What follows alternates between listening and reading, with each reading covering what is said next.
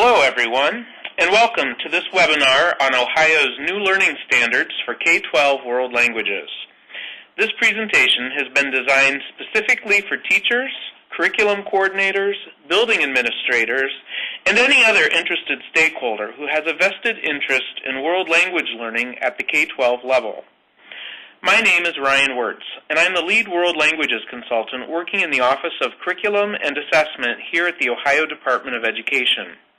Before we begin, I would like my colleague and co-presenter to introduce herself as well. Hello, everyone. I'm Paula Sunday, and I work with Ryan as a world languages consultant on an intermittent basis. I'm very happy to be here today with Ryan to introduce our new world language standards to you. So, to begin with, we'd like to take care of just a little housekeeping. I'd like to first ask our ODE moderator, Pete Lupiva, to mute everyone's audio connection.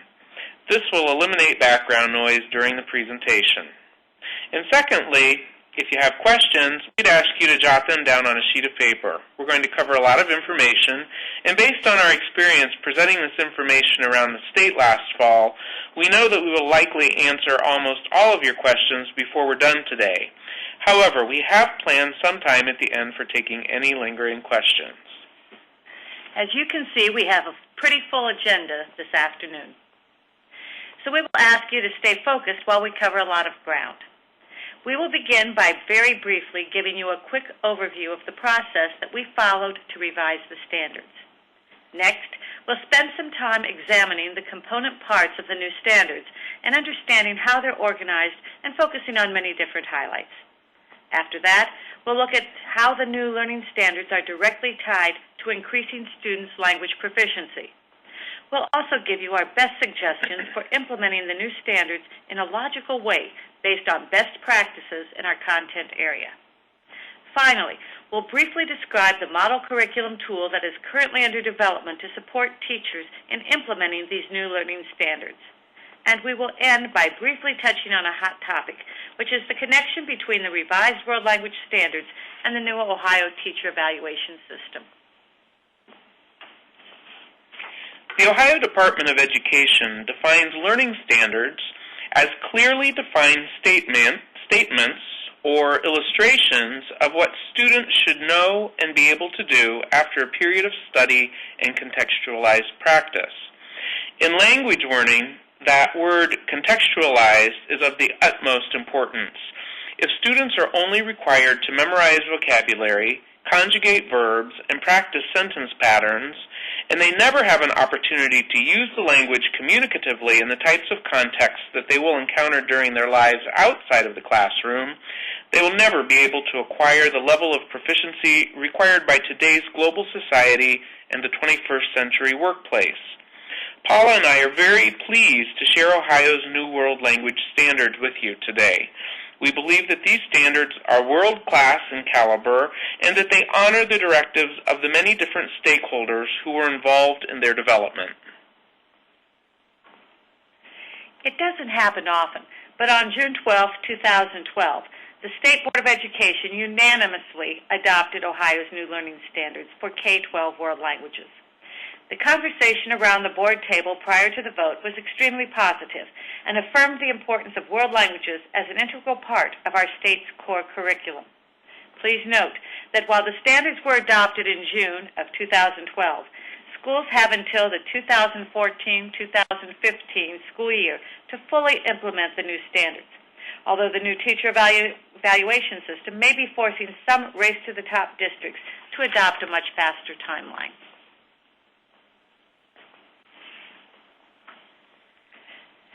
We would like to emphasize that these new standards were not the product of state bureaucrats who sat in their cubicles here in the hallowed halls of ODE and randomly decided what Ohio world language students should know and be able to do. These standards are your standards. They embody the results of a collaborative effort involving diverse stakeholder groups that represent all languages, all levels of teachers, including elementary, middle, high school, and post-secondary, all types of schools, including public, private, and charter, all types of learning environments, including urban, suburban, and rural, all socioeconomic groups, all geographical regions of the state, and many other stakeholders, including teachers' unions, administrators, higher education and teacher preparation programs, technology specialists, special education specialists, differentiated instruction specialists, parents, school board members, and the list goes on. The revision process began in the summer of 2010 with a World Language Teacher Discussion Group that took place here in the Columbus area at Gahanna Jefferson High School. Over 50 world language educators representing a diversity of languages, levels, regions, and educational settings were in attendance. Participants were basically asked two things. What do you like about Ohio's current foreign language academic content standards? And if you could make changes to improve the standards, what would you change and why would you make those changes? Next, a diverse advisory group was formed that analyzed all of the wonderful feedback that was given by the focus group attendees. And they also considered all applicable legislative mandates as well as the current trends and innovations in our field. Based on their findings, they made some specific recommendations that guided all subsequent work on the new learning standards. A representative working group undertook the initial task of collapsing the original foreign language standards into a more manageable and much less repetitive amount of information. The members of the advisory and working groups are posted on the ODE World Language Standards webpage if anyone is interested in knowing who represented all of you during the revision process. Drafts of the new learning standards were written primarily by ODE World Language consultants Ryan Wirtz and Debbie Robinson, with significant assistance from private contractor Terry Wiekert, who is the current president-elect of the Ohio Foreign Language Association, and also in constant consultation with the advisory and working group members. In June of 2011, the first draft of the new standards, having been reviewed extensively by both the working and advisory groups, was submitted to a group of nationally acclaimed world language specialists for their expert review. As you can imagine, they provided extensive and profoundly insightful feedback that affirmed the direction we were taking while giving us numerous suggestions for refinement. Feedback received from our national expert reviewers allowed us to undertake the writing of a second draft of the new learning standards during the summer of 2011. When that draft was finished, we finally felt we had something that was ready to be shared with the field.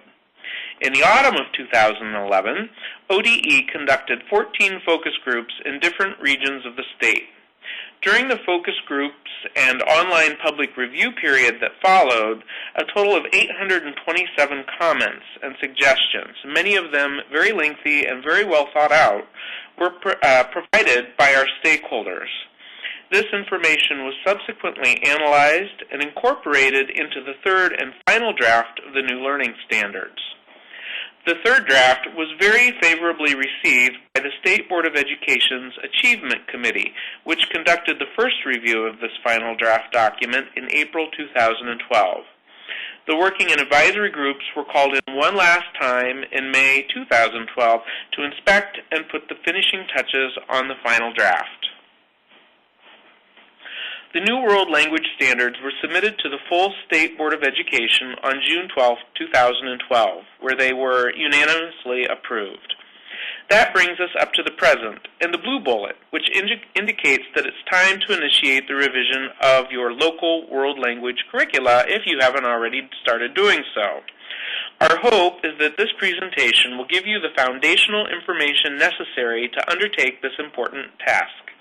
Although full implementation of the standards doesn't need to take place until the 2014-2015 school year, ODE's recommendation is, simply put, the sooner the better.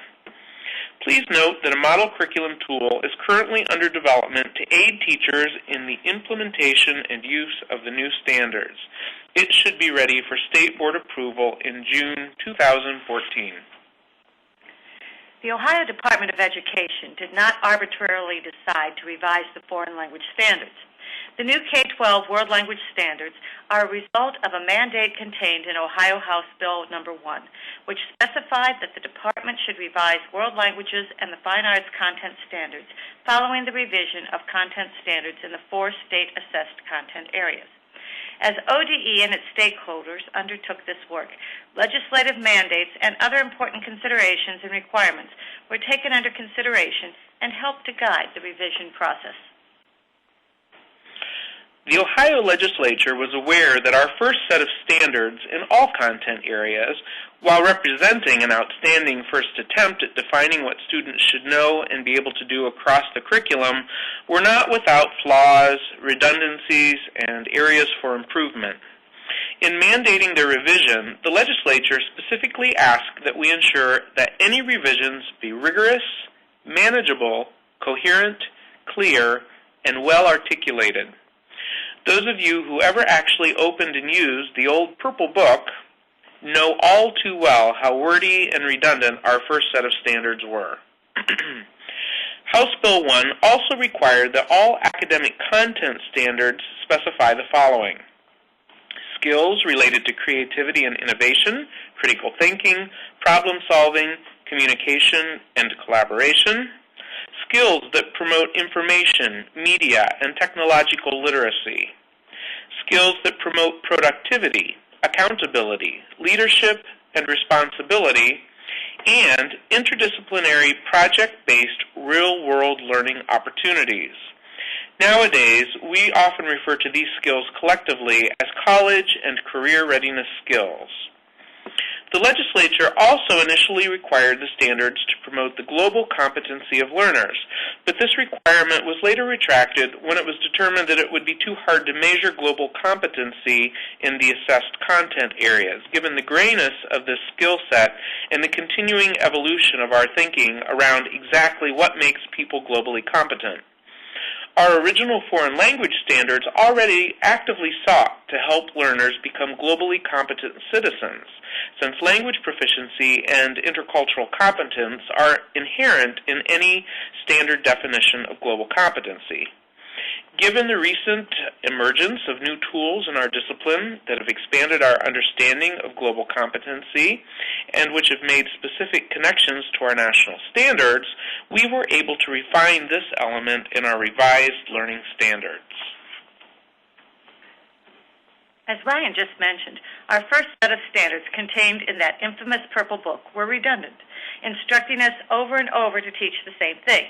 They also covered an overabundance of topics, making it very challenging for educators to cover everything that was required by the standards in a timely manner. As it happens, this was also the case with the original academic standards in other content areas as well.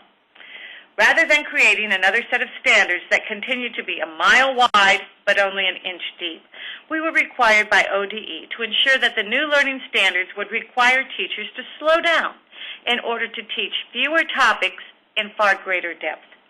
We like to say that the new standards are only a few inches wide, but a mile deep. It's important to mention that the department's expectation is that Ohio World Language teachers will stop using their textbooks to dictate what is covered, the depth in which it should be covered, and the pace of learning. Too many of us are guilty of sacrificing the solid language proficiency growth of our students in order to reach page 300 in the textbook by year's end, or to ensure that X number of grammar concepts or vocabulary words are covered or learned.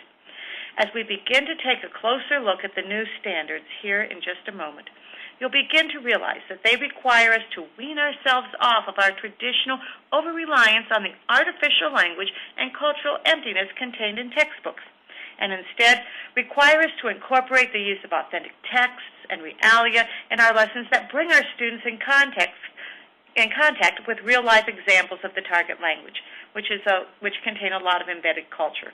While this might seem like a scary change, it's one that is long overdue if we're actually serious about having students with measurable language proficiency.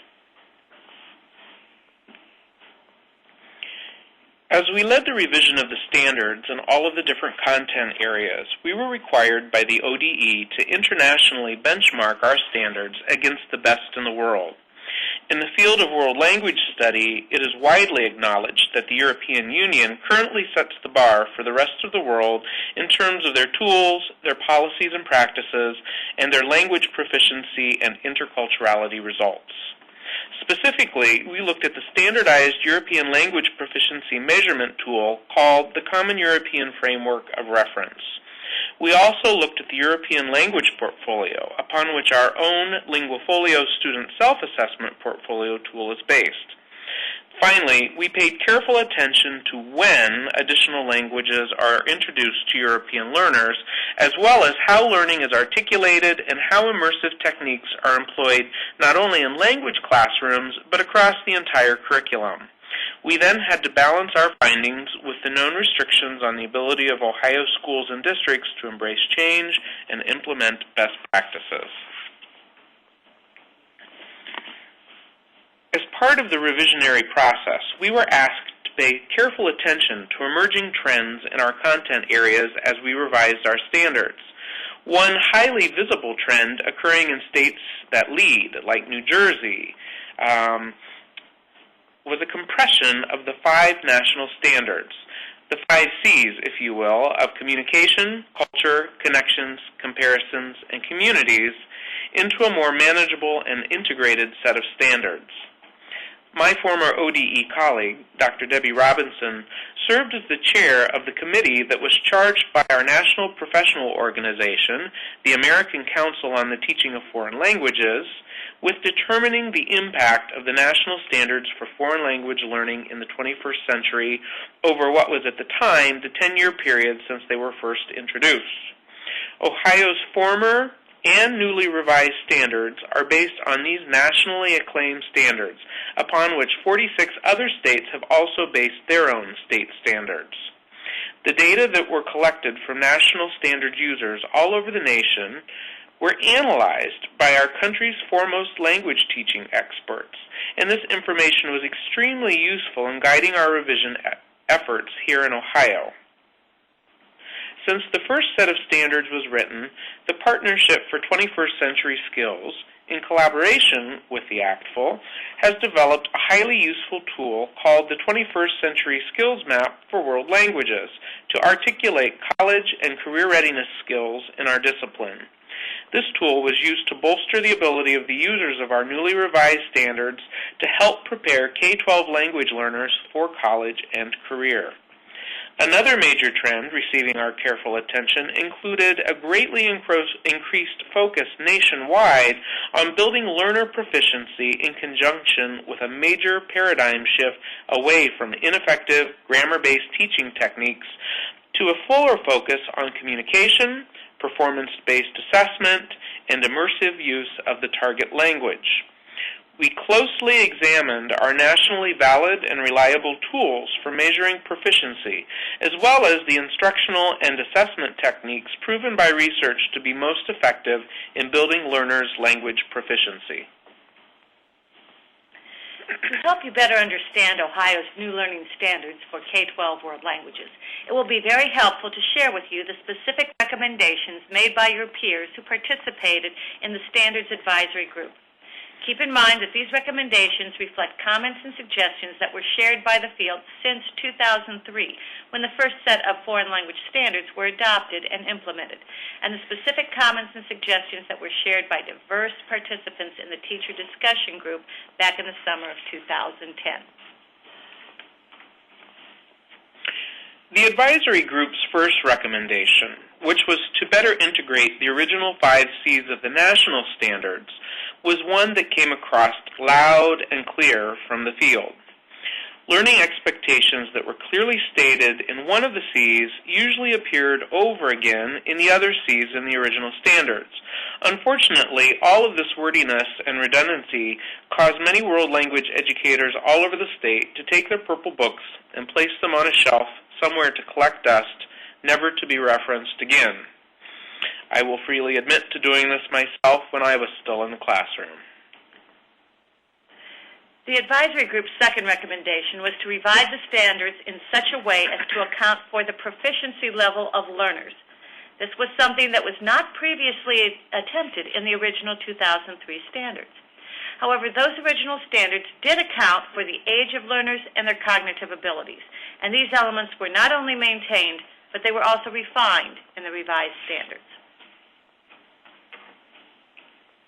One of the biggest complaints that practitioners expressed year after year following the adoption of the original standards was the difficulty they had using them at grade level. The vast majority of language learners in Ohio don't commence their studies until high school, but the original standards were written as if all language learners begin their studies in kindergarten. In order to adopt the standards for use at grade level and the actual program entry point of their beginning students, teachers had to engage in a cumbersome process known as multiple entry points to adapt the grade level standards to their learners' cognitive level and to account for their prior learning experience, or lack of learning experience, as was more often than not the case. You can't imagine the number of calls we've received over the years from educators asking us if they should be using the kindergarten standards with their freshman and sophomore novice language learners. This confusion and oftentimes misuse of the standards was initially rampant throughout the state. With this recommendation, the advisory group made it clear that educators want to be able to use the standards without undue burden or complication. One of the reasons that the original 2003 version of the standards required a volume that was 212 pages in length was because the standards included a lot of extraneous information. If you are familiar with them, for every standard there were numerous topical examples. The document also included a lot of supplemental information that often overwhelmed readers. Both teachers working in the field and the panel of national experts that reviewed the revised standards directed us to keep the standards more general and to include all of the supporting information and examples in separate documents, including the model curriculum tool, which is currently under development. In a moment, we're going to take a look together at the new standards. We would ask you not to judge them on the basis of what you perceive to be missing based on your prior experiences with the last iteration of the standards. Ultimately, more supporting information will be provided to educators to help them understand and teach to the standards, but it will be easily located someplace else. The standards will be limited to statements clarifying exactly what language learners should know and be able to do, period. We heard from all of you as well as from our advisory group that the redundancies contained in the Purple Book were one of its biggest turnoffs. I'll just say at this point that not only did we hear this loudly and clearly, we actually had figured this out on our own and had begun searching years ago for ways to pare down the original standards into a manageable, coherent, and non-repetitive amount of information. We knew when we initiated the standards revision process that the name of the document eventually would require some attention. Although the document's title would imply that these standards are completely new, you've probably already gathered that they're actually a highly streamlined and much enhanced version of the 2003 standards. Although our original foreign language standards were not without their flaws, nationally they were actually considered to be among the best first-generation state standards available. There was no reason to just throw them out and completely reinvent the wheel. At first, we thought the title might be Ohio's Revised World Language Academic Content Standards. However, the Ohio Department of Education decided to uniformly rename all of Ohio's standards as New Learning Standards. Given the ongoing paradigm shift in education away from teacher-centered instructional practices and our strong desire to place more emphasis on learners and learner-centered teaching contexts, we feel this was a very positive name change. You'll also notice that the word world has replaced the word foreign from the former title. We worked with ODE leadership and the State Board of Education to bring Ohio into the modern era and make this change, something that took nearly 2 years to accomplish. This change makes sense because what was once considered to be foreign or unknown by past generations has become commonplace in the worldview of today's learners and emerging citizens. The inclusiveness of the term world languages also acknowledges the realities of the worldwide community and global marketplace in which Ohio's young people will one day live and work. With a new set of standards, you would naturally expect that not only might the name change, but that there also might be some new terminology. This is exactly the case with the new standards that we are presenting today. You need to understand that the original world language standards were created in a second wave after the original mathematics, ELA, social studies, and science standards have been written. At the time, ODE felt it was important to standardize the formatting and the terminology of all its various standards documents. So we were forced to use the same terms as the other content areas, even though some of those terms would not have been among our first choices. However, one term that does carry over from the original document is the term standard. If you recall, a learning standard is a clearly defined statement or illustration that describes what students should know and be able to do within some real-life context. With regard to the revised document that we are introducing to you today, the term standard is being used a bit more loosely to describe what K-12 language learners should know and be able to do within the broad goal areas of communications and culture. In the original standards, you will recall the term benchmark, which was used to describe what students should know and be able to do by a specific point in time. This term has been abandoned in favor of the term competency, which we feel is a much more descriptive term that accurately describes for our field the expectations we have for language learners. We want them to become competent, both linguistically and culturally, and this term captures the basic essence of this desire. Notice also that the definition on this slide doesn't emphasize specific points in time, such as a grade level or age. Instead, it references specific points along the proficiency continuum, which we know for every learner is going to be slightly different.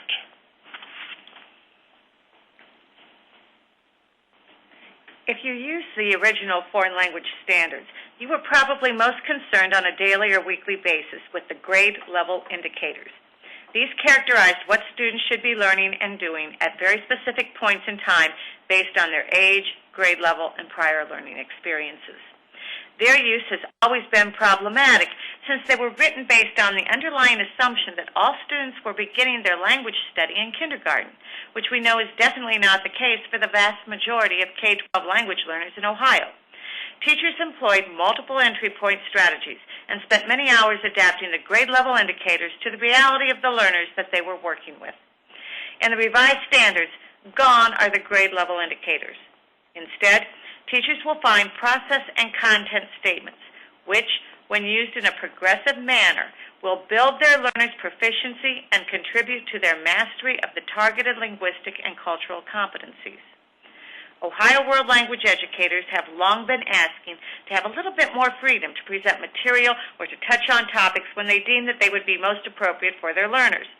You will notice that these statements are not tied to any specific grades or levels. Instead, a progression of statements fits within a broader grade band, either K through 5, 6 through 8, or 9 through 12. And teachers have the ability to determine when best to sequence in learning around a particular linguistic process or a particular item of content.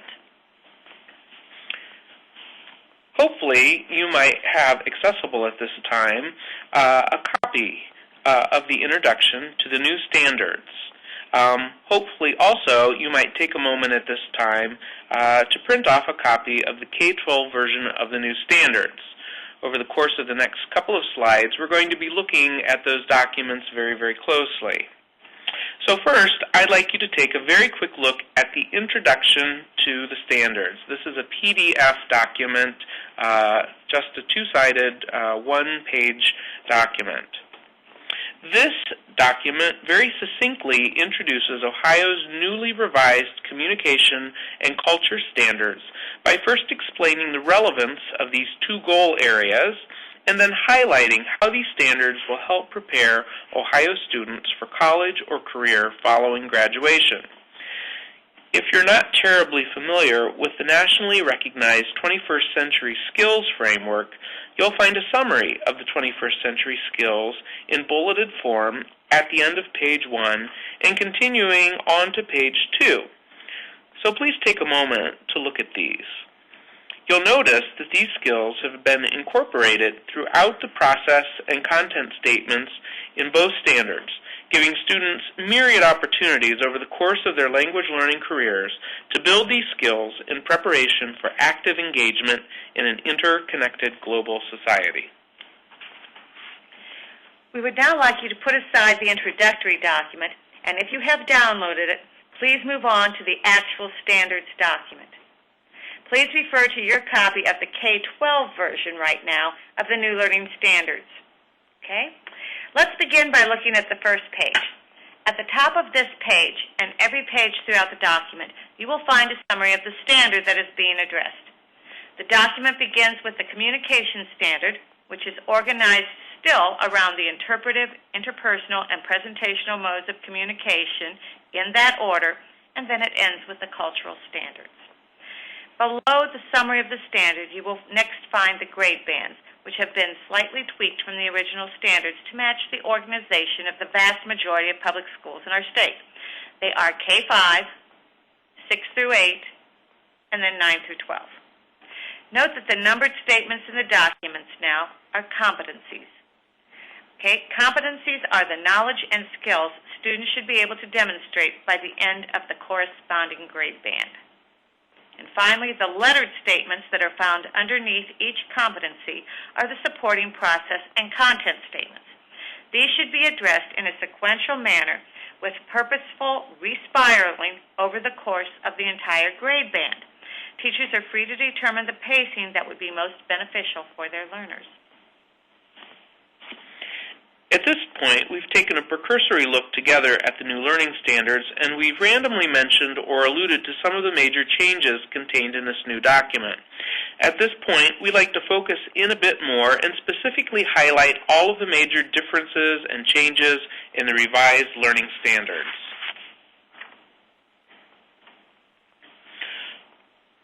One of the most important highlights of the new standards is their usability and reduced length. If you were a user of the standards in their textual format in the Purple Book, you will recall having to muck your way through about 64 pages of repetitive information. If you were a user of the standards in their chart format, which many of us found to be much more difficult to read and use, you were working with 38 pages of information. Fast forward to today's revised standards, and you'll find that the K-12 version of the standards is 24 pages in length. The 612 version of the standards is just 19 pages in length, and the 912 version of the standards, the version that most world language teachers in Ohio will be using for the foreseeable future, comes in at a mere 15 pages in length. The reason for this streamlining is that the former connections, comparisons, and community standards, which spent a lot of time repeating and elaborating the information already found in the communication and cultures standards, have been embedded within those communication and culture standards, with all of the redundancies having been carefully eliminated. It's very important to understand that all of the knowledge and skills contained in the former connections, comparisons, and community standards are still very much present in the two new standards. And it's critically important that your students continue to connect what they're learning in your class to other disciplines, to make cultural and linguistic comparisons, and to participate in multilingual communities at home and around the world.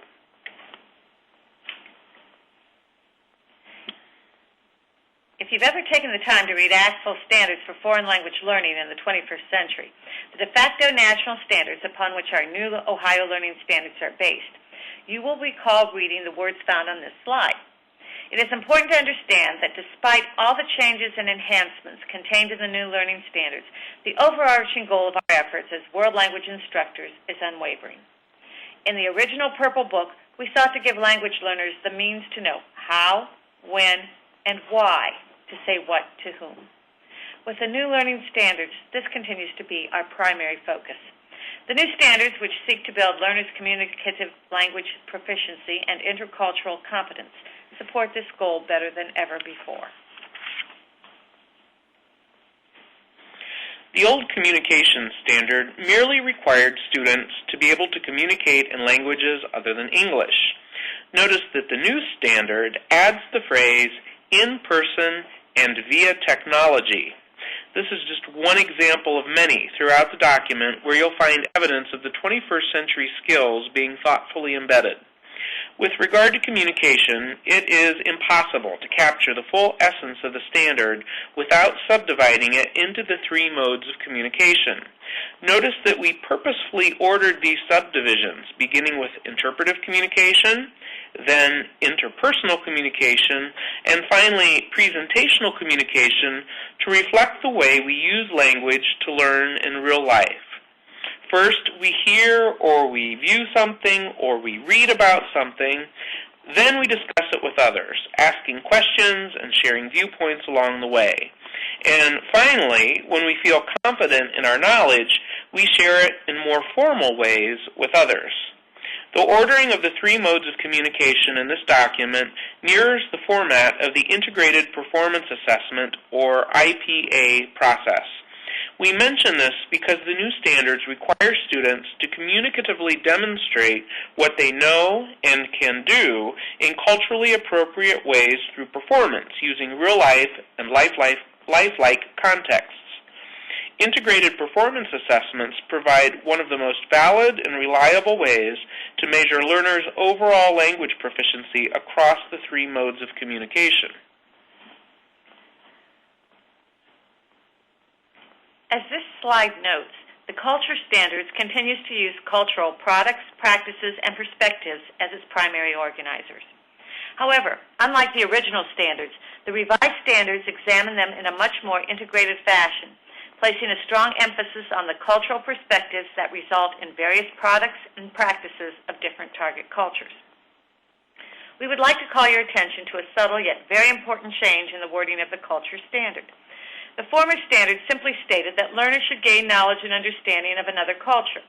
However, for many of us, this wording was problematic because it meant that the standard required students to know something, but it never required them to do anything with that knowledge. As we all know too well, having knowledge just for the sake of knowledge itself is generally a pretty useless enterprise. The revised standard addresses this shortcoming. Now students are not only required to gain cultural knowledge and understanding, but they're also required to do something with it. For example, to communicate in a culturally appropriate manner, or to employ their knowledge to provide a service to the target community, as just two examples. One of the requests that we heard from teachers in the field was a call to better align our revised standards with nationally recognized tools used to measure student language proficiency, specifically the ACTFL Proficiency Guidelines, the ACTFL Performance Descriptors for K-12 language learners, and the Linguafolio Self-Assessment Tool. We honored this request, and shortly we'll share with you some charts which map out research-based learner proficiency targets that align with the expectations of the new World Language Learning Standards. This development in our Ohio standards is very much in keeping with the trend as states around the country undertake the revision of their own standards in a way that accounts for the development of learner proficiency. We've also mentioned how global competency skills and college and career readiness skills have been embedded throughout the document. One of the exercises that each content area was asked to do for the State Board of Education was to go through our learning standards and highlight every place where a 21st century skill was embedded. While the other content areas all exhibited a nice smattering of yellow throughout their documents, we in World Languages essentially turned in a yellow document. Indeed, these new World Language Learning Standards are replete with opportunities for learners to build their 21st century skill set and to better position themselves for success in college and career.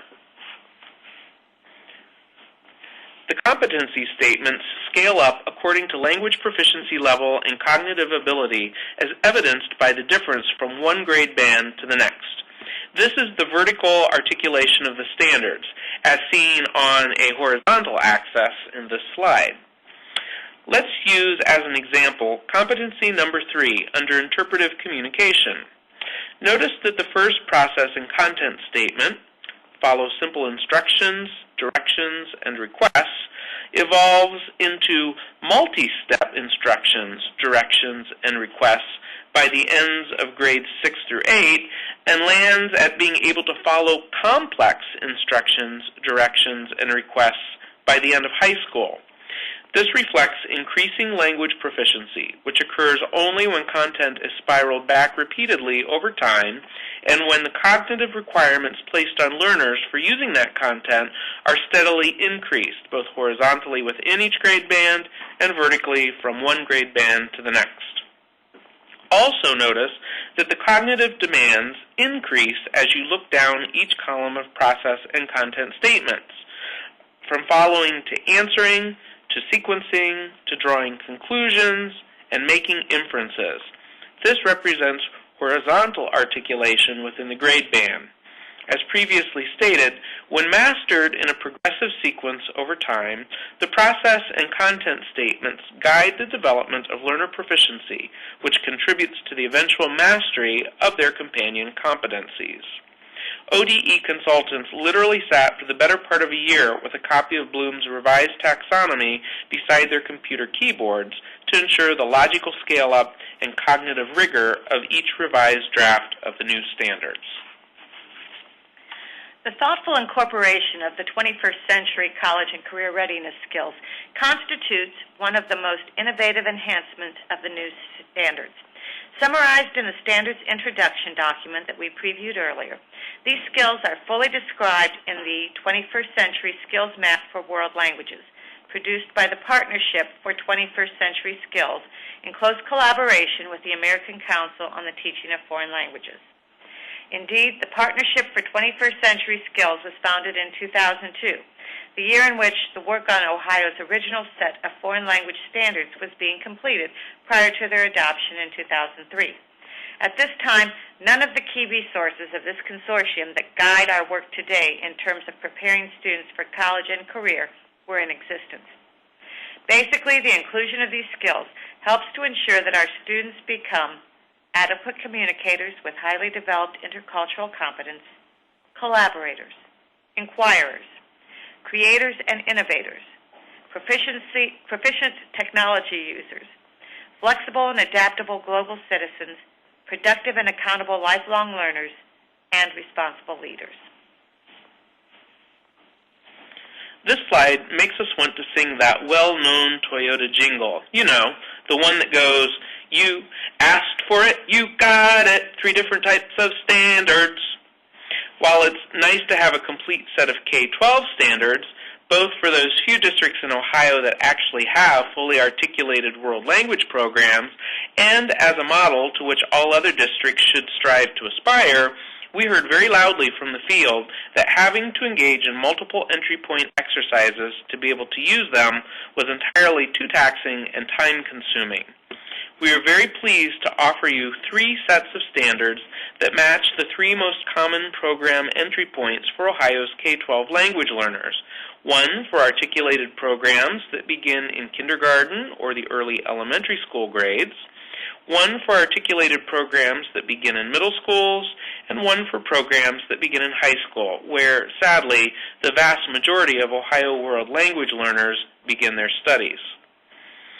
It's important for all teachers of all levels to know when each of their learners began learning the target language, because the set of standards that was used when students began learning is the same set of standards that should be used in all subsequent years and levels of study. For example, it's conceivable that an upper-level high school teacher may have students in their classes who began learning language in an elementary immersion program, in a middle school program, or who didn't begin learning language until they reached high school. These teachers might consult with the different sets of applicable standards in order to differentiate instruction for different subgroups within each level. As I just explained, one of the most significant developments that resulted from the revision of the 2003 standards was the creation of 3 separate sets of standards, which reflect the 3 actual entry points of most world language programs in Ohio. The K-12 version of the standards, a snippet of which appears at the top of this slide, serves as a guide for the handful of language programs around the state which actually articulate from kindergarten or first grade right up through high school. This version, like the previous set of standards from 2003, continues to establish the vision for ideal language programming given ample support. The 6 through 12 version of the standards, a piece of which appears in the middle of the slide, articulates learning beginning in the middle grades. Notice how the competency is more rigorous for these older beginners, requiring them to master both simple and common expressions prior to moving them on to high school level coursework.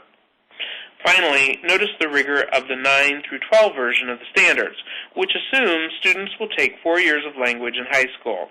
Notice that the final competency in the K-12 version has been modified from a range of expressions in the K-12 version to a range of common expressions to account for limitations of time and overall proficiency attainment in a shortened 9 through 12th grade sequence of study. The advisory and working groups spent a lot of time deliberating exactly what students should know and be able to do by the end of each grade band in each iteration of the standards. We're very confident that these targets are sufficiently rigorous, yet very attainable. Just like the 2003 standards, there are no standards or competencies for grammar included anywhere in the new 2012 standards. In fact, nowhere will you find anything about specific mechanics or discrete elements involved in learning any language, including grammar, syntax, or vocabulary. The new learning standards support a communicative, proficiency-based language learning approach. In the community of classrooms, grammar should never be the primary focus of instruction. Instead, grammar should be taught judiciously using an inductive method. The renowned language acquisition researchers, Adair and Hulk, developed one of the most widely used inductive grammar teaching models. Their PACE model, that's P-A-C-E model, describes language instructors, or guides language instructors through the steps of becoming aware of and understanding grammar considerations. The P stands for presenting meaningful language through the use of authentic texts. The A stands for focusing learner attention on some grammatical aspect of the language.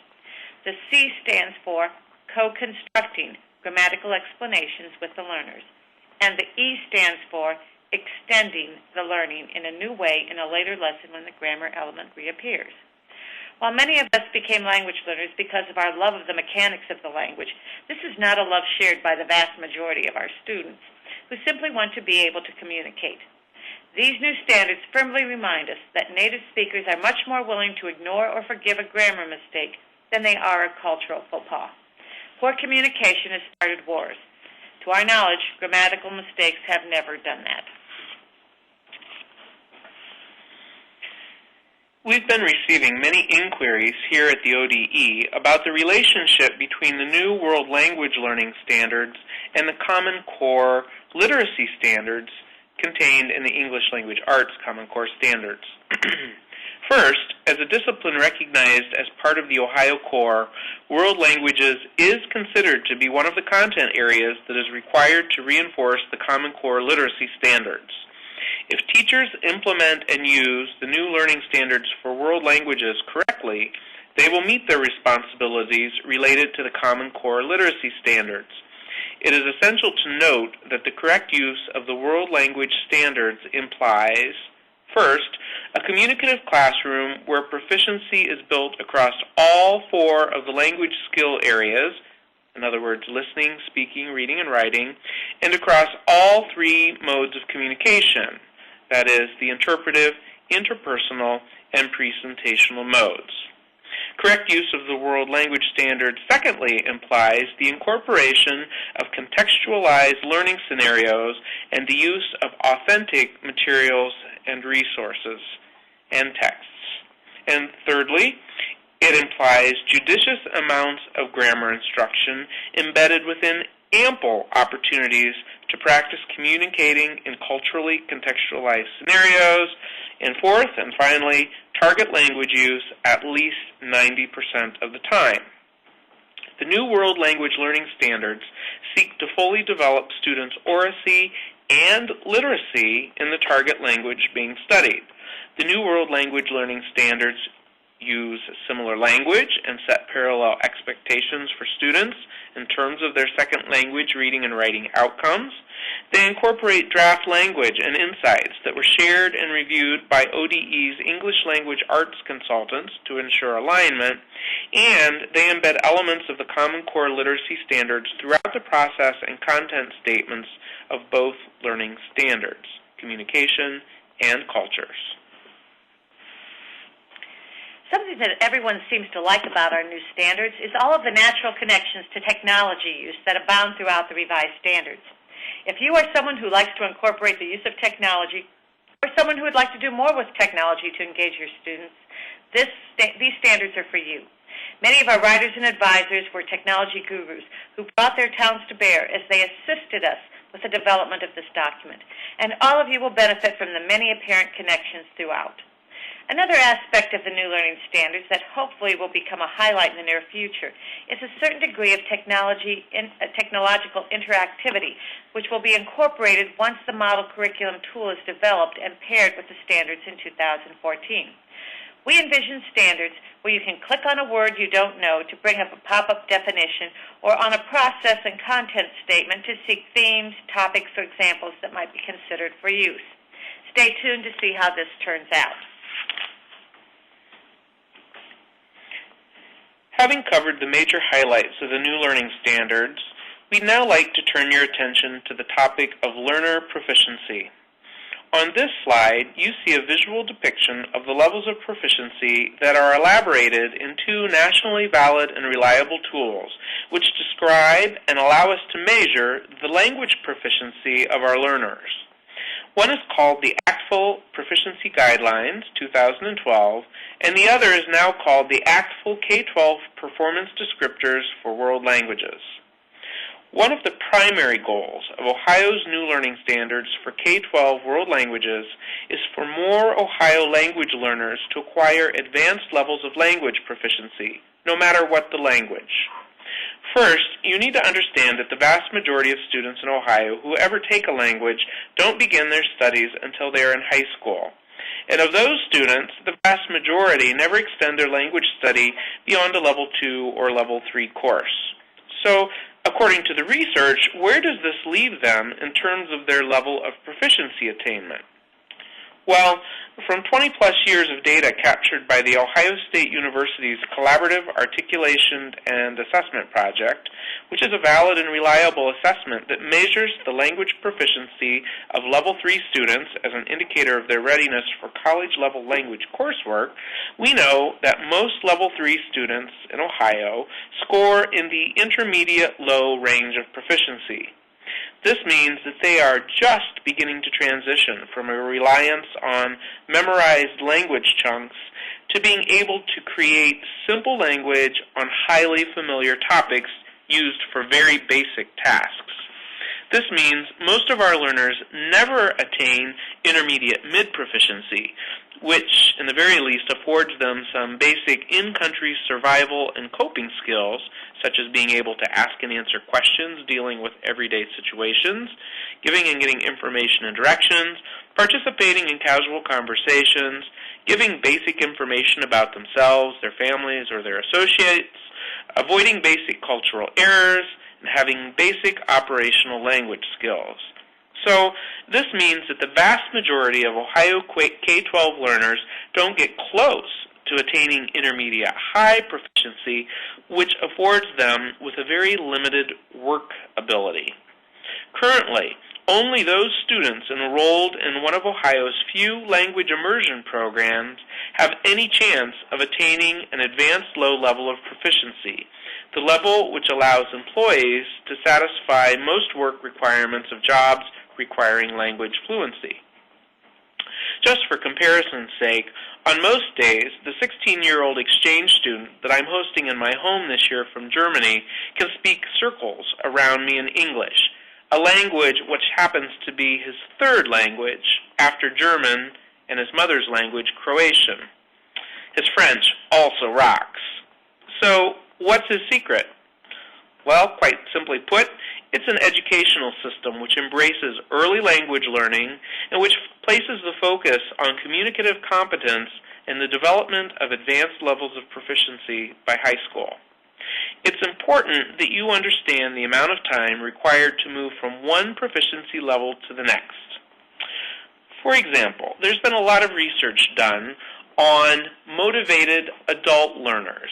And the research shows us that someone who's motivated, for example, someone at the Defense Institute for Languages who's going to become a military translator or who's going to become an intelligence agent, highly motivated. You don't get the job if you don't attain high levels of proficiency in the language.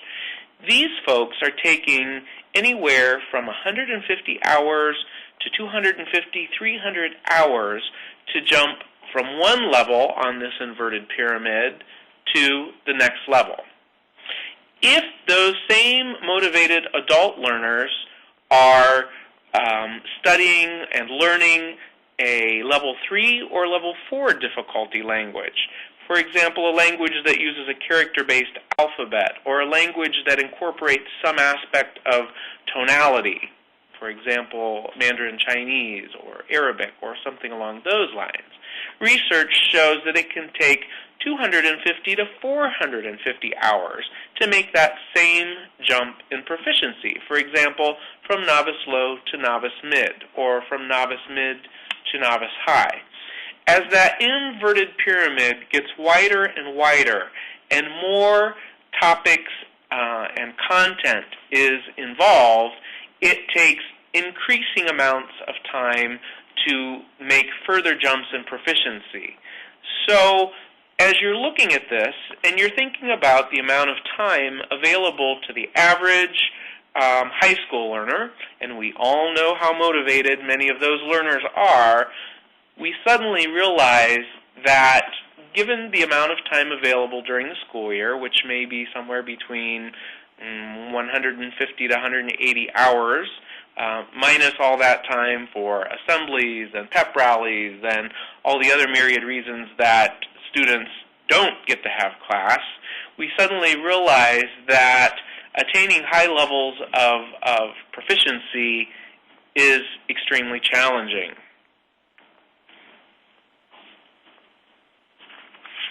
When it comes to measuring learner proficiency, the research clearly shows that most of us tend to grossly overestimate our learners' level of proficiency. Few K-12 teachers have been able to participate in an ACTFL-sponsored workshop to be trained on the use of the ACTFL performance guidelines, or proficiency descriptors. They have not used language samples across the modes of communication to engage in proficiency level calibration under the ACTFL's guidance.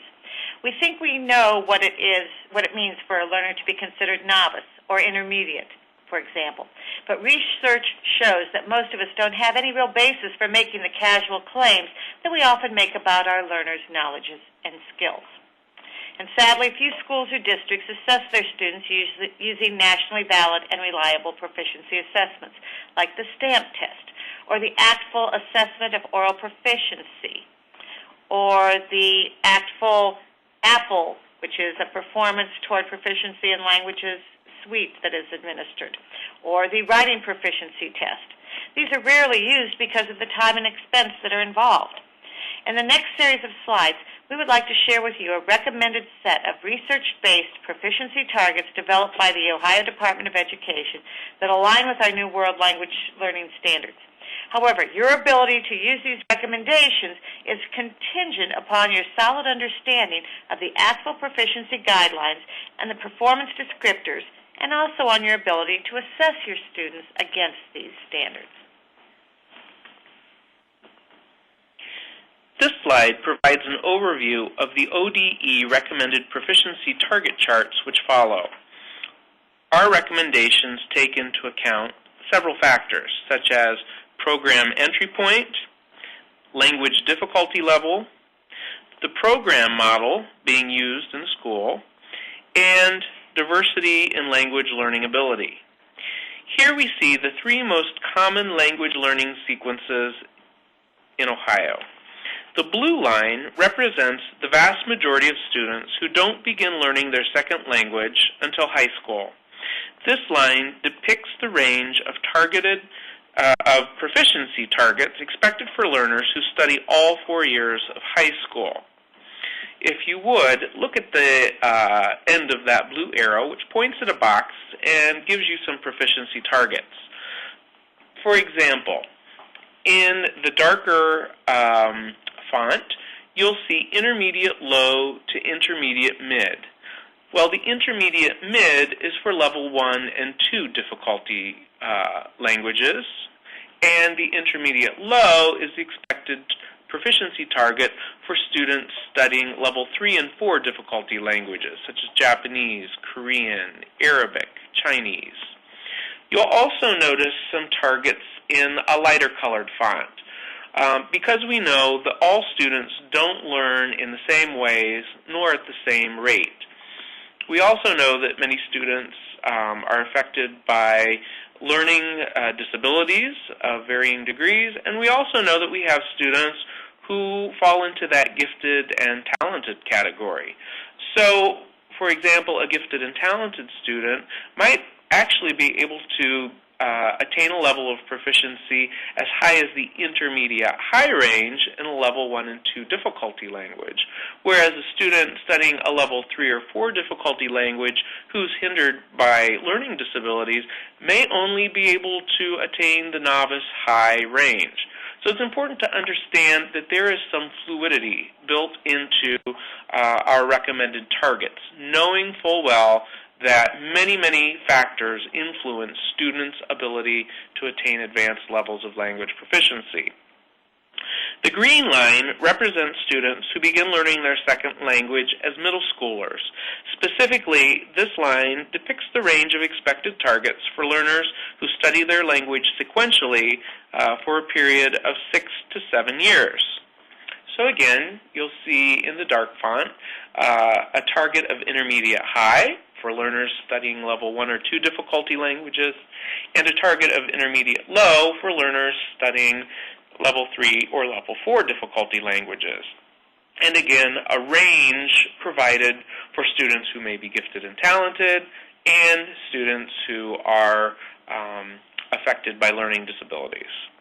The purple line represents students who begin learning their target languages in kindergarten or first grade, meaning they participate in well-articulated language learning continuously for a period of 12 to 13 years.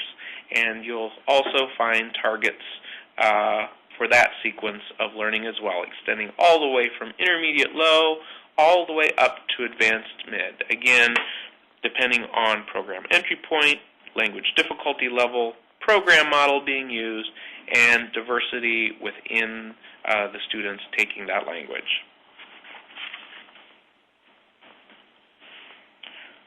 This first chart provides ODE's recommended proficiency targets for students learning level 1 difficulty languages such as Spanish, French, Italian, Portuguese, and Swahili, and level 2 difficulty languages like German, Hindi, Modern Greek, and Urdu. These are alphabetic modern languages or classical languages where learning involves a balanced emphasis on all 4 language skills. The charts are designed with the average learner in mind.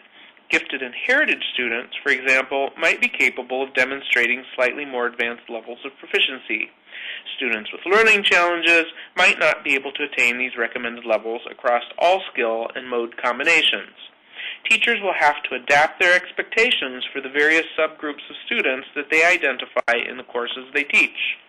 Note that research indicates an expected lag in the development of proficiency in presentational speaking. Speaking or writing for a more formal audience is generally more challenging for most people. This chart provides ODE's recommended proficiency targets for students learning a level 3 difficulty language, like Hebrew, Russian, Turkish, or a level 4 difficulty language, such as Arabic, Chinese, Japanese, and Korean. These are logographic languages.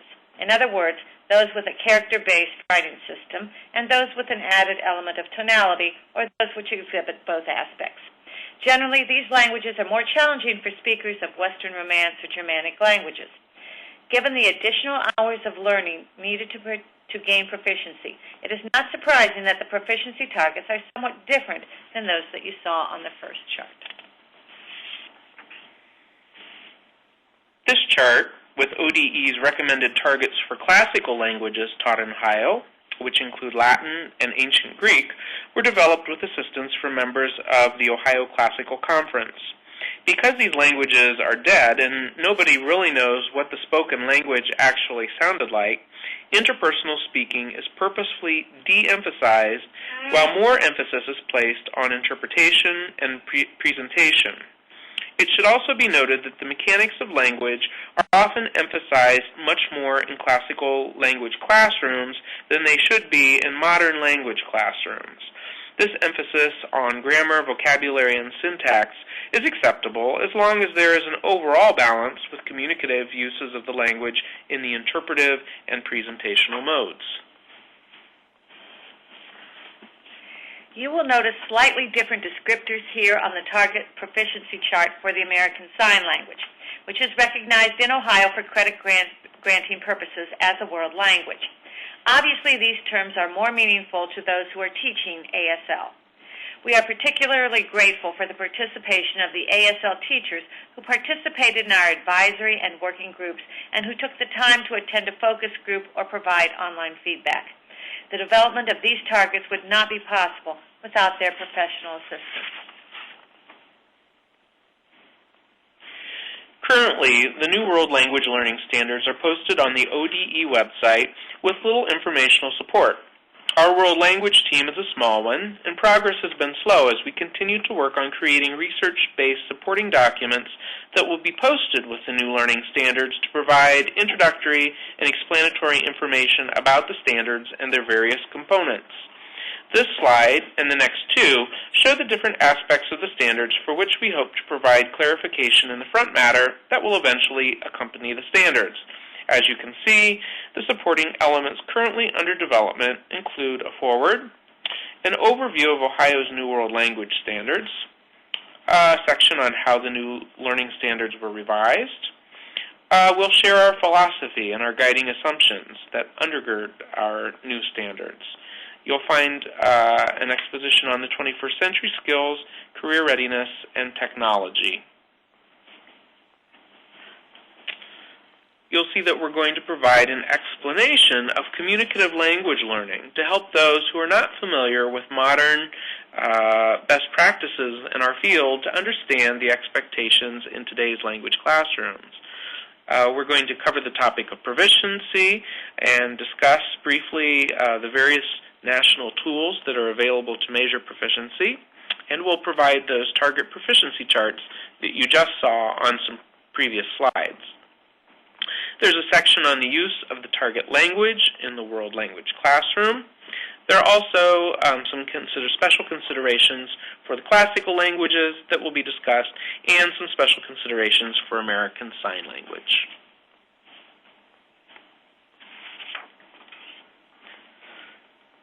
Some additional supporting information is also underway or already done. An ancillary of the standards containing just the competencies without all of the process and content statements has been requested, and this piece will be posted on the website soon. Paula has been working recently to complete a glossary that will help to ensure that we are all interpreting the meaning of the various terms used throughout the standards document similarly. We also hope to see this go up on our website soon. We have to mention that we are at the mercy of our communications office, which is required to proofread and edit all of our work prior to its posting. With everything coming out of our agency these days, you can imagine their workload and the time needed to give everything a fair shake. If you're interested in who served on the advisory and working teams, that information has already been posted. Also posted are a set of charts which compare the new standards to the former standards. We'll be taking a quick look at those next. Finally, you're already aware that the development of the model curriculum tool is also underway. As a way of helping world language educators and others to understand the differences between the 2003 foreign language standards and the new 2012 learning standards, ODE worked with a contractor to develop a set of comparison charts which compare the two documents. As districts and community schools undertake the process of realigning their local curriculum with the new learning standards, these charts may provide a very helpful insight. Notice how the charts are organized. There is a chart or set of charts for each iteration of the new learning standards. If, for example, you are a middle school teacher in a program that begins in middle school, you'll find it most helpful the comparison chart 6.8 of 6.12 in the middle set of the charts. However, a middle school teacher working with students who began learning the target language in an elementary school would want to choose the comparison chart 6.8 of the K-12. If you are a high school teacher for a program which doesn't begin until high school, you would find the solitary comparison chart 9 through 12 of 9 through 12 to be your most useful. However, you would use the 9 through 12 chart of the 6 through 8 grouping if your students begin learning the language in middle school. Elementary teachers will want to reference the comparison chart K5 of K-12 for their guidance. The comparison charts provide a clear point of comparison between the grade level benchmarks in the 2003 Foreign Language Standards and the process and content statements in the 2012 Learning Standards. Users are afforded two views of these comparisons, one from the perspective of the 2003 benchmarks and another from the perspective of the 2012 process and content statements. Each Excel chart has two tabs at the bottom of each chart, each with a different view of the comparison. One tab, clearly labeled 2012, makes that comparison from the perspective of the process and content statements in the newly revised 2012 Learning Standards, showing where the former 2003 benchmarks show up. The other tab, clearly labeled 2003, shows the comparison from the perspective of the 2003 benchmarks, correlating them to where they can be found in the 2012 process and content statements. On this slide, you see a comparison extracted from the comparison chart 912 of grades 912. In this example, it is clear that Communication Benchmark A from the 2003 standards correlates to a variety of process and content statements that support both interpersonal and interpretive competencies in the 2012 version of the Learning Standards. What you will quickly come to realize as you use the charts is that the bulk of the content contained in the original 2003 standards is still present in some form in the 2012 standards, but it now appears in a much more succinct manner. At this point in the presentation, we hope that you have a pretty good feel for the design and content of the new learning standards, as well as some appreciation for the thinking, the research, and the requests from the field that influenced the revisionary process. So now, we would like to turn away from the standards themselves in order to give you our recommendations for how to best go about implementing the new standards in a timely manner and in keeping with best practices in our field. We have 10 specific suggestions to guide you as you begin implementing the new standards that we feel will benefit you greatly. Our first suggestion should be the most obvious. It is, simply put, a recommendation to take the time to read, digest, and reflect on the new World Language Learning Standards. We know that time is a luxury that too few of us ever have. But in this case, it's critically important to make time in our busy schedules to look at, and even more importantly, to think about the new standards and their many implications for student language learning. The new standards are easily accessed by going to the ODE's website at www.education.ohio.gov. Actually, let me demonstrate the pathway you should take to find the standards. First, go to the ODE homepage. Again, that address is www.education.ohio.gov, and then click on Academic Content Standards in the green Educators column. Next, click on the World Languages tab in the center of the left-hand menu. Doing this will take you to the page featuring the new World Language Standards. You can see the 3 articulations of the standards provided in both a PDF version and a Word version for your use.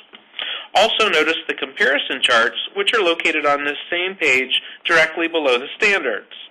It is on this page that eventually you'll also be able to find all of the supporting information, including the proficiency target charts, and this webinar, which we are currently recording. We encourage you to visit frequently to access the latest updates. Finally, before leaving this page, we want to point out that if you click one more time on the World Languages tab in the left-hand menu of this page, you will land on this page, which has links to all of the other information on our website related to world languages. If you've never visited the World Language page on our website before, we encourage you to check it out. We update it frequently to provide folks like you with updated tools and information to help you do your jobs well. Our second recommendation is to reacquaint yourself with ACTFL's National Standards for Foreign Language Learning in the 21st Century.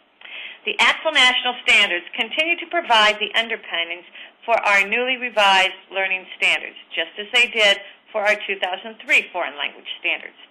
Reacquainting yourself with the invaluable information in this volume would constitute a worthwhile use of your time.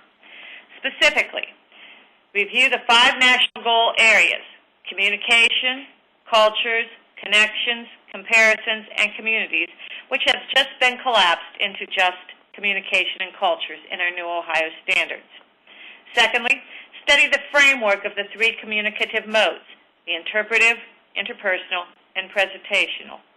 Thirdly, reread the sections on communicative competence and communicative strategies. And finally, review the descriptors and the supporting information for the 3 cultural organizers of products, practices, and perspectives. By the way, the ACTFL website can easily be accessed at www.actfl.org.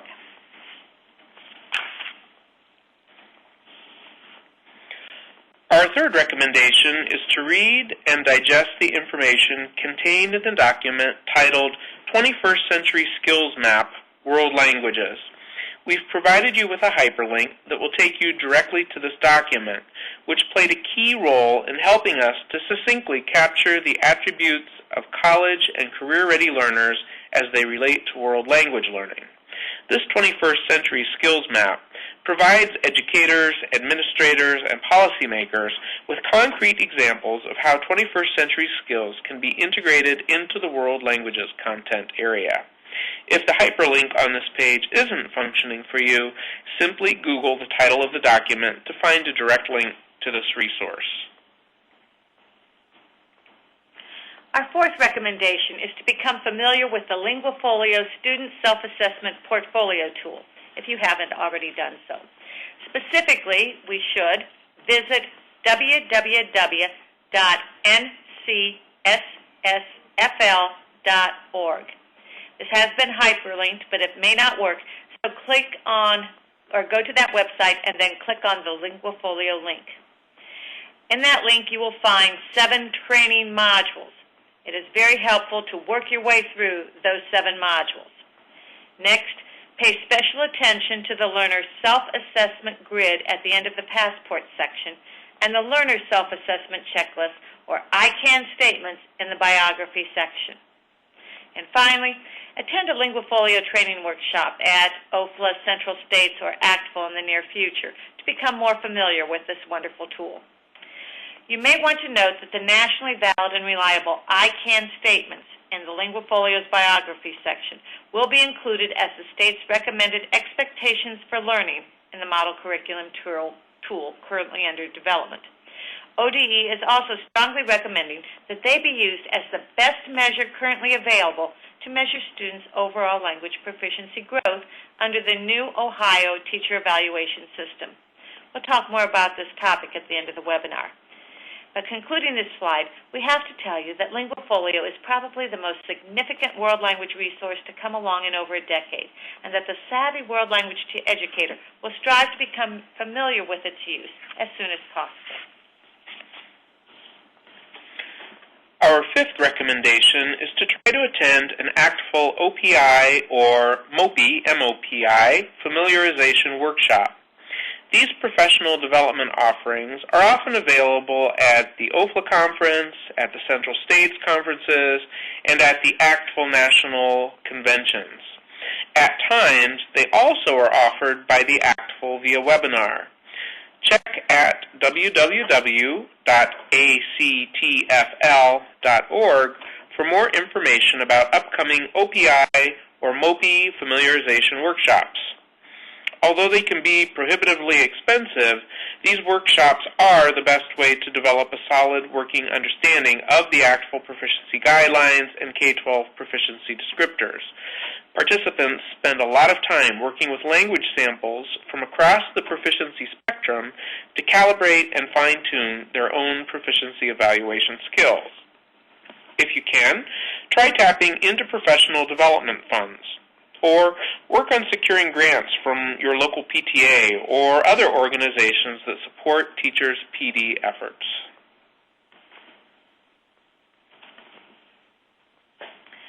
Our sixth recommendation is to make some time to read and understand the ACTFL Proficiency Guidelines 2012 and the ACTFL Performance Descriptors for Language Learners, which was developed specifically with K-12 learners in mind. These are the two tools used in the United States to determine student language proficiency level across language skills in the context of the three modes of communication. As we mentioned earlier in the presentation, research clearly shows that most of us grossly overestimate our students' language proficiency. Until we can correctly determine our students' proficiency, calibrating our efforts against the demands of the new learning standards may prove to be quite challenging for many of us. If the embedded hyperlinks aren't working on this slide, these documents can be found under the Publications tab on the ACTFL website, which is again www.actfl.org.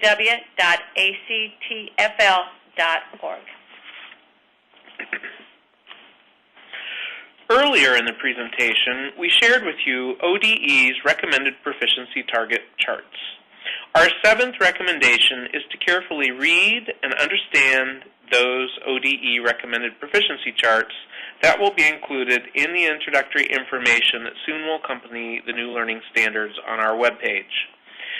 These target proficiency charts will help districts to determine whether or not their programs are sufficiently rigorous and on track with where the research suggests that they should be in terms of the development of their students' overall language proficiency, given factors such as time, intensity, difficulty of the language, and the program model being used.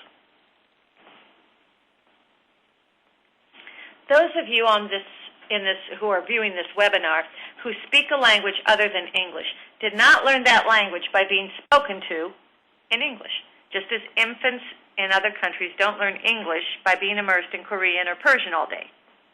Language acquisition research clearly shows that we learn our second and third and fourth languages much like we learned our first language, by being immersed in them. The ACTFL recommends that world language instructors deliver instruction using a target language a minimum of 90% of the time. Ohio's new learning standards embrace this recommendation, requiring teachers to use the target language as much as possible and to have their students use the language as much as they are able during the instructional period and beyond. Our advice is to not try and do this. If you're not already using language 90% of the time, try not to do this overnight, but to gradually transition to using the target language at least 90% of the time, if, again, you don't already do so.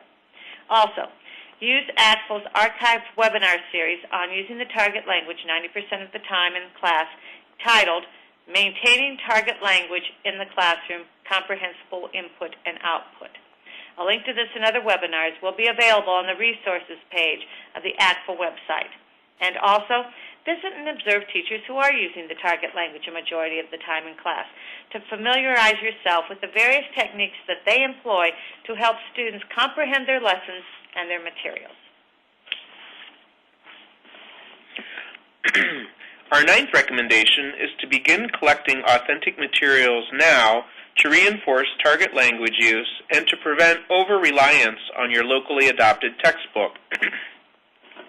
Textbooks often use contrived and highly simplified language, which just don't lend themselves to providing students with that I+1 requirement elaborated in Krashen's widely regarded input theory. That equation I just mentioned refers to the need to continuously be giving language learners authentic texts, audio samples, and cultural information that is just slightly beyond their current abilities. Learners are then forced to rely on their background knowledge and prior learning to interpret or minimally get the gist of what they're reading, viewing, or hearing. Although the vast majority of us in Ohio are guilty of doing it, the textbook should never be used in place of standards, nor should it ever replace a standards-based curriculum. The textbook is just one of many resources that should be used to facilitate learning. If the textbook is being used more than 10% of the time and at the expense of the use of authentic materials and resources, it's simply too much. Given that our job performance is now going to be directly tied to how well we're teaching to the standards, it's time to collectively wean ourselves off of this very counterproductive habit. By attending this webinar, you have positioned yourself to become a leader. Our 10th and final recommendation is that you take this information and share what you have learned with your colleagues and district decision makers to help them align your local curriculum with Ohio's new learning standards for K-12 world languages. Additionally, we would ask you to, number one, consider sharing this information at an upcoming team or departmental meeting. Two, consider that you might invite your local curriculum director to review this information once we've posted the recording of this webinar on the ODE World Language Standards page. And three, that you share a summary of your learning on your website, in your parent newsletter, or any place that would be appropriate for the sharing of this information. We really need your assistance in getting out the word about our new standards. Even after all the regional workshops that we have held and today's webinar, we have only reached about 15% of the total number of world language educators in the state. We're relying on you to take what you've learned today and help us disseminate this information to the other 85% of the teachers who have not formally participated in one of these professional development events. Before we finish today, we have two final topics that we'd like to touch on just very briefly. First, we'd like to provide you with a quick sneak peek at the model curriculum tool that we've just begun working on that will accompany the standards and provide teachers with a wide range of information and resources to better teach to the new learning standards. Although its name contains the word curriculum in it, I'd like to remind everyone that this title, Model Curriculum, is somewhat deceiving. Although this is the name that was mandated in the Ohio law that requires that we develop it, the ODE actually is prevented by other Ohio laws from developing specific statewide curricula. In our local control state, it's important to remember that it's the responsibility of each district to develop local curricula. Better names for this resource might be Model Curriculum Tool or Information and Resources to Better Teach to the Standards. As you've been thinking about the relative leanness of the new learning standards in comparison to the original 2003 foreign language standards, you may be concerned about what happened to all of those helpful EGs that were contained in the grade level indicators that helped us out with what content to use, what learning context to use, resources, etc. Rest assured that these have not gone away. This information will be included in the curriculum model and will, in fact, be greatly expanded to provide additional suggestions and ideas. We know that not having them right now is a bit of an inconvenience for those of you who are already beginning to implement the new standards on an accelerated schedule, but they will be back, hopefully better than before, when the model curriculum tool is ready for prime time sometime in the year 2014. As we've mentioned, the development of the model curriculum tool is only just beginning, so it's hard to predict exactly what it will look like when it's done. However, you can take a look at the model curricula that have already been developed in the assessed content areas because we are being required to mirror the efforts in terms of content and the presentation of information. One primary component, which we will be calling the content elaborations, will be an expansion of the examples, or EGs, that were contained in the 2003 standards.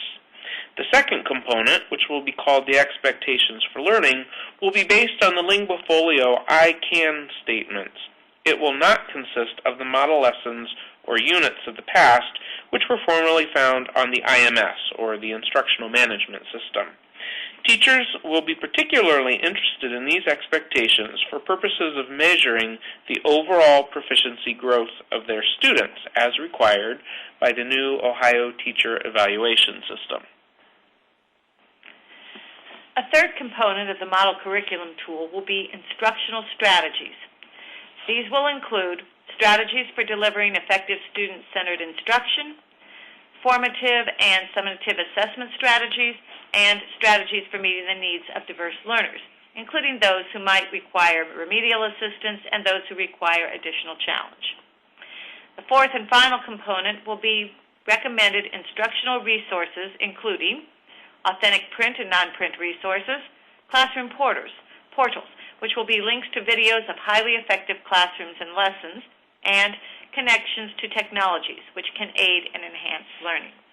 We would like to mention now that there will be opportunities for teachers in the field like you to contribute to the development of the model curriculum.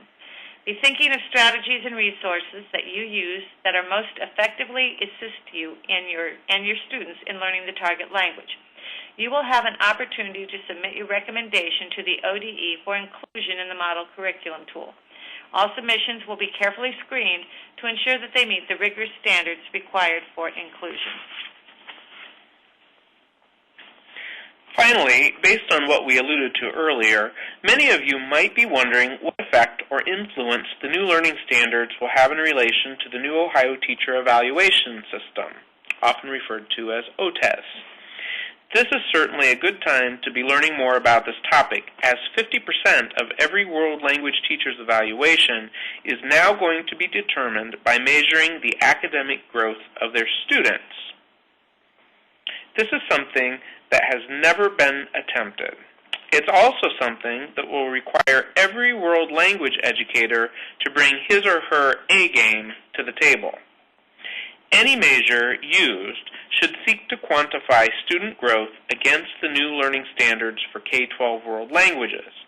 How well your students meet the expectations of the standards will determine how well you're doing your job and ultimately whether or not you get to keep it. Unlike in the past, when many world language educators did not teach to the standards, today's teachers will find professional success difficult if they're not intimately familiar with the new learning standards and fully prepared to implement them in their classrooms. In world languages, teachers will write global goals to describe the learning that will take place in the courses that they teach and to target the overall proficiency levels that their students should be expected to attain in those courses.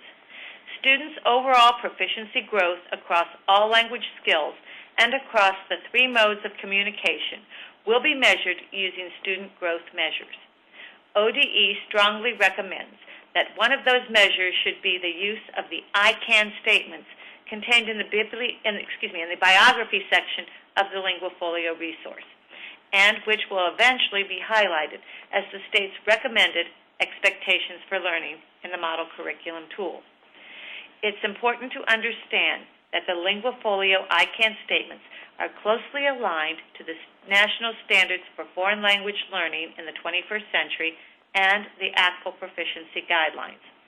Ohio's new learning standards for K-12 world languages have also been closely aligned with all of these tools, including the Linguafolio, which makes the I can statements a powerful additional resource. Under the new teacher evaluation system, schools and districts are responsible for determining what constitutes adequate student growth in each course in terms of students' overall language proficiency. Note that this is not the responsibility of the state, although we have been free to make reservations and provide guidance, and we will continue to do so. Many of you may already be serving on district committees which are tasked with this work. A challenge to consider when using the Linguafolio I Can statements will be figuring out a way to collect this information for large numbers of language learners in an expedient way. If your school or district already uses some kind of platform to record student grades and to monitor students' progress, we recommend ways of looking into incorporating the Linguafolio I Can statements directly into that platform software. The link to Linguafolio is shown here at the top of this slide. Follow the link from the Necessful homepage to access all of the Linguafolio information, training modules, and resources. Linguafolio is a free resource available to anyone who would like to use it, but please note that you will be required to register in order to access the various Linguafolio components mentioned in this presentation.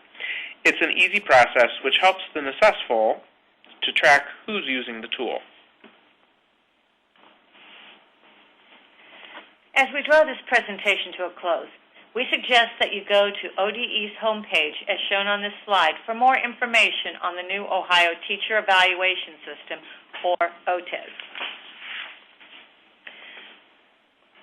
When you bring up the homepage, enter Teacher Evaluation Systems in Ohio, or Ohio's Educator Standards, in the search box to link to this information. Click on the first link that comes up with either search for best results.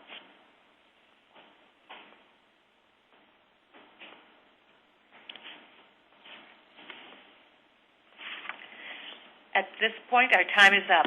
If you have any further questions, please contact Ryan Wirtz at the Ohio Department of Education or Paula Sunday. Our contact information is shown on this slide. Paula and I would both like to express our sincere gratitude for using this webinar to advance your learning and understanding of our new learning standards. We are both former teachers who know what it means to give up a couple of hours in the midst of a busy time in the school year.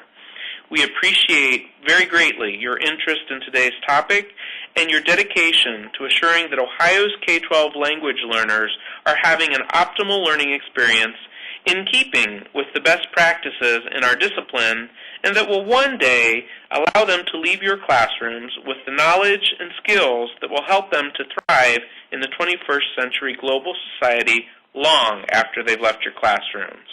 Thank you, and good luck with implementing Ohio's new learning standards for K-12 world languages.